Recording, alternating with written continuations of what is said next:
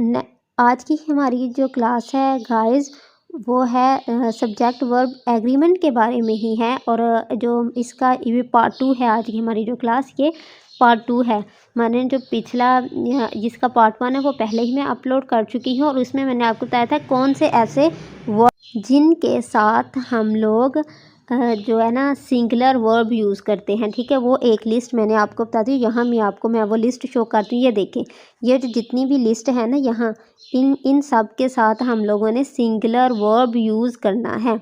ठीक है, और मैंने आपको कुछ एग्जांपल्स भी दी थी और वो एग्जांपल्स भी मैं आपको दिखा देती हूँ। ये देखें, मैंने कुछ एग्जांपल्स भी दी थी और ये देख के मैंने लिस्ट में जाकर देखा था अगर एवरीवन आ गया है तो हमने क्या लगाना, सिंगुलर या प्लूरल लगाना है। ठीक है, बट आज की जो हमारी क्लास है वो प्लूरल के बाद में भाई किन किन के साथ हम लोग प्लूरल जो है ना वो सब्जेक्ट लगाएंगे। तो ये सिंगुलर थे और ये लिस्ट आ गई हम लोगों के पास प्लूरल की।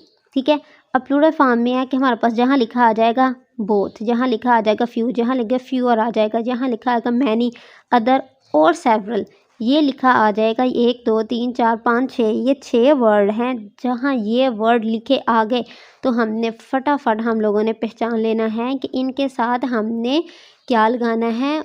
वर्ब है वो हमने उसमें लगाना है हेल्पिंग वर्ब, जो वर्ब है उसकी हमने प्लूरल फॉर्म लगानी है।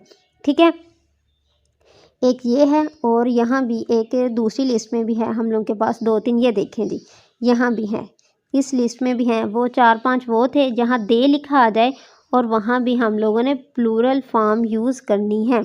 ठीक है, अब आप इस जो लिस्ट है इसको आप याद कर लें। 1 2 3 4 5 6 यहाँ ही मैं दे लिख देती हूँ आपको, आपकी आसानी के लिए यहाँ ही मैं दे लिख देती हूँ ताकि आपको ये देखिए 1 2 3 4 5 6 7, ये 7 हैं। इन जहाँ भी ये वर्ड आने हैं ना तो आप लोगों ने ना आंखें बंद करके ना वहाँ आप लोगों ने प्लूरल निकाले हैं। चलो जी, अब हम इसकी ना कुछ एग्जांपल्स देखते हैं कि भाई जो हम लोग पढ़े हमें कुछ समझ भी आ रहा है कि नहीं। अब देखिए जी यहाँ कुछ एग्जांपल्स हैं। पार्ट 1 सब्जेक्ट वर्ब एग्रीमेंट और पार्ट 2 ये दोनों मिला के इसकी मैंने कुछ एग्जांपल्स लिखी हैं अपनी अंडरस्टैंडिंग के लिए कि आप लोगों को अच्छी तरह समझ आ जाए।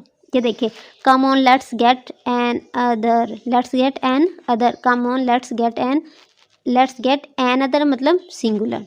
ठीक है, ये हमें समझ लग गया, ये सिंगुलर है।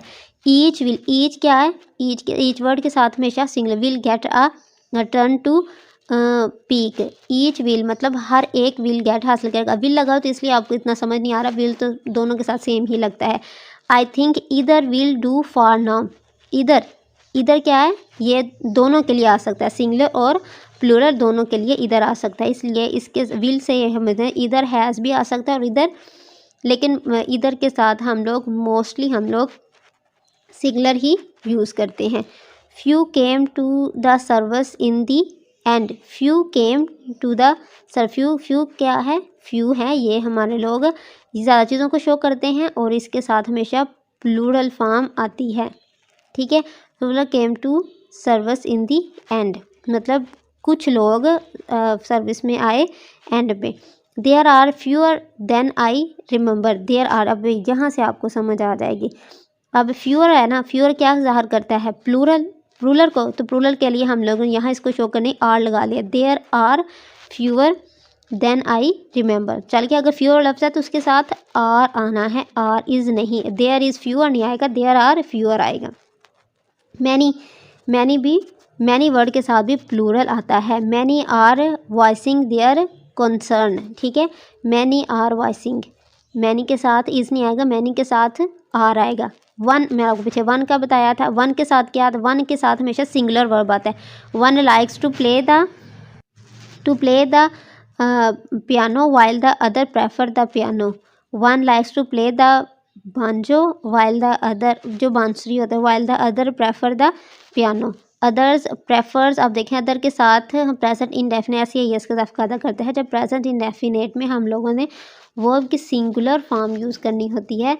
ठीक है, तो उसमें हम लोग क्या करते हैं, ऐसे ही इसका इजाफा करते हैं। यहाँ ऐसे ही इसका इजाफा किया, मतलब कहते हैं वन के साथ भी सिंगुलर वर्ब आना है और अदर के साथ भी सिंगुलर वर्ब आना है।